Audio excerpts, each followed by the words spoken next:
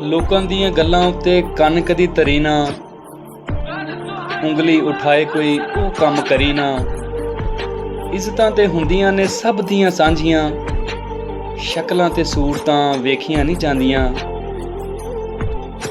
ਇੱਜ਼ਤ ਨਾ ਹੋਵੇ ਜਿੱਥੇ ਉੱਥੇ ਫਿਰ ਖੜੀ ਨਾ, ਉਂਗਲੀ ਉਠਾਏ ਕੋਈ ਉਹ ਕੰਮ ਕਰੀ ਨਾ।